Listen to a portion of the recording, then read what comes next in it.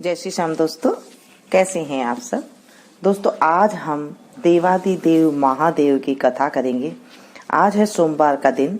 जब हम देवादिदेव महादेव की कथा का श्रवण करते हैं तो इससे हमें बहुत ही ज्यादा लाभ मिलता है। तो चलिए शुरू करते हैं शंकर भगवान की कहानी, जो इस प्रकार से है। बोलिए महादेव भगवान की जय, शंकर भगवान की जय। एक बहुत धनवान साहूकार था, जिसके धन धान्य आदि किसी प्रकार की भी कमी नहीं थी, परंतु उसको एक दुख था कि उसके कोई पुत्र नहीं था। वह इसी चिंता में रात दिन रहता।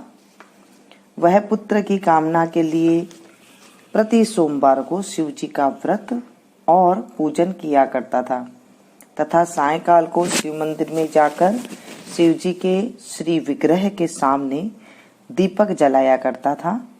उसके इस भक्ति भाव को देखकर एक समय श्री पार्वती जी ने शिव जी महाराज से पूछा, महाराज, यह साहूकार आपका अनन्य भक्त है और सदैव आपके व्रत और पूजन बड़ी श्रद्धा के साथ करता है, इसकी मनोकामना पूर्ण कीजिए।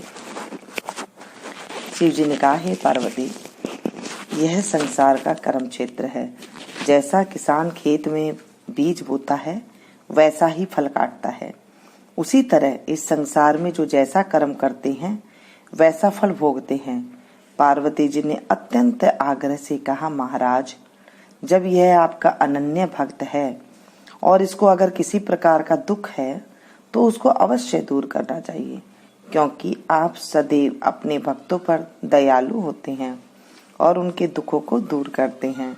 यदि आप ऐसा नहीं करेंगे तो मनुष्य आपकी सेवा व व्रत क्यों करेंगे। पार्वती जी का आग्रह देख शिव जी महाराज कहने लगे, हे पार्वती, इसके कोई पुत्र नहीं है, इसी चिंता में यह अधिक दुखी रहता है। इसके भाग्य में पुत्र न होने पर भी इसको पुत्र की प्राप्ति का वर देता हूँ, परंतु यह पुत्र केवल 12 वर्ष तक ही जीवित रहेगा। इसके पश्चात मृत्यु को प्राप्त हो जाएगा। इससे अधिक मैं और कुछ इसके लिए नहीं कर सकता। ये सब बातें सुनकर साहूकार सब सुन रहा था। इससे उसको न कुछ प्रसन्नता हुई न ही कुछ दुख हुआ। वह पहले जैसे ही शिवजी महाराज का व्रत और पूजन करता रहा।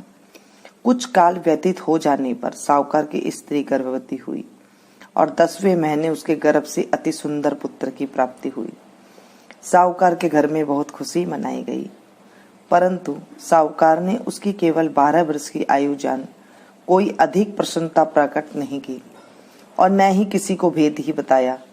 जब वह बालक 11 वर्ष का हो गया तो उस बालक की माता ने उसके पिता से विवाह आदि के लिए कहा, तो वह साहूकार कहने लगा, अभी तो मैं इसका विवाह नहीं करूंगा, अपने पुत्र को काशी जी पढ़ने के लिए भेजूंगा। फिर साहूकार ने अपने साले को बुलाकर उसको बहुत सा धन देकर कहा, तुम इस बालक को काशी जी पढ़ने के लिए ले जाओ और रास्ते में जिस स्थान पर भी जाओ यज्ञ करते और ब्राह्मणों को भोजन कराते जाओ। वे दोनों मामा भांजे यज्ञ करते और ब्राह्मणों को भोजन कराते जा रहे थे। उनके रास्ते में एक शहर पड़ा।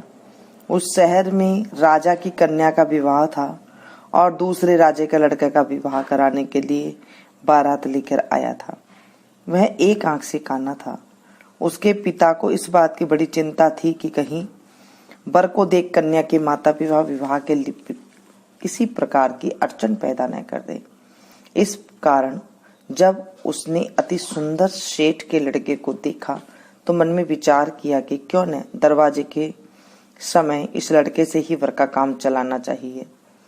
ऐसा विचार कर वर के पिता ने उस लड़के के मामा से बात की। वे राजी हो गए। फिर उस लड़के को वर के कपड़े पहना तथा घोड़ी पर चढ़ा दरवाजे पर ले गए और सब कार्य प्रसन्नता से पूर्ण हो गए। फिर वर के पिता ने सोचा कि यदि विवाह कार्य भी इसी लड़के से करा लिया जाए तो क्या बुराई है। ऐसा विचार करके लड़के और उसके मामा ने कहा, यदि आप फेरों का और कन्यादान का काम भी करा दें तो आपकी बड़ी कृपा होगी और मैं इसके बदले में आपको बहुत सा धन भी दूंगा। तो उन्होंने स्वीकार कर लिया और विवाह कार्य भी बहुत अच्छी तरह से संपन्न हो गया। परंतु जिस समय लड़का जाने लगा तो उसने राजकुमारी की चोंदड़ी के पल्ले पर लिख दिया कि तेरा विवाह तो मेरे साथ हुआ है, परंतु जिस राजकुमार के साथ तुमको भेजेंगे वह एक आंख से काना है और मैं काशी जी पढ़ने जा रहा हूँ। लड़के के जाने के पश्चात उस राजकुमारी ने जब अपनी चुंदड़ी पर ऐसा लिखा हुआ पाया तो उसने राजकुमार के साथ जाने से मना कर दिया और कहा, यह मेरा पति नहीं है, मेरा विवाह इसके साथ नहीं हुआ है। वह तो काशी जी पढ़ने गई है। राजकुमारी के माता पिता ने अपनी कन्या को विदा नहीं किया और बारात वापसी चली गई। उधर सेठ का लड़का और उसका मामा काशी जी पहुंच गए। वहां जाकर उन्होंने यज्ञ करना और लड़के ने पढ़ना शुरू कर दिया। जब लड़के की आयु 12 साल की हो गई, उस दिन उन्होंने यज्ञ रचा था कि लड़के ने अपने मामा से कहा, मामा जी आज मेरी तबीयत कुछ ठीक नहीं है। मामा ने कहा, अंदर जाकर सो जाओ। लड़का अंदर जाकर सो गया और थोड़ी देर में उसके प्राण निकल गई।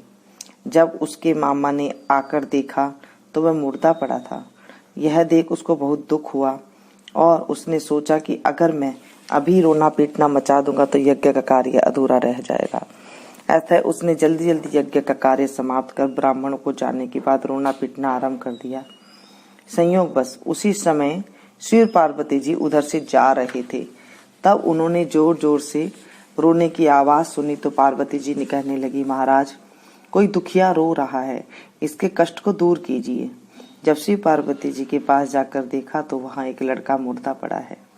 पार्वती जी ने कहा, महाराज यह तो उसी सेठ का लड़का है जो अपने वरदान से हुआ था। शिव जी कहने लगे, हे पार्वती इसकी आयु इतनी ही थी सो भोग चुका। तब पार्वती जी ने कहा, महाराज इस बालक को और आयु दो, नहीं तो इसके माता पिता तड़प तड़प कर मर जाएंगे। पार्वती जी के बार बार आग्रह करने पर शिव जी ने उसको जीवन वरदान दिया और शिव जी महाराज की कृपा से लड़का जीवित हो गया। शिव पार्वती जी कैलाश पर्वत पर चले गए। तब वह लड़का और मामा उसी प्रकार यज्ञ करते तथा ब्राह्मणों को भोजन कराकर अपने घर की ओर चल पड़े। रास्ते में उसी शहर में आई जहां उनका विवाह हुआ था। वहां आकर उन्होंने यज्ञ प्रारंभ कर दिया तो उस लड़के के ससुर ने उसको पहचान लिया और अपने महल में ले जाकर उसकी बड़ी खातिरदारी की, साथ में बहुत सी दास दासियों सहित आदर पूर्वक लड़की और जमाई को विदा किया।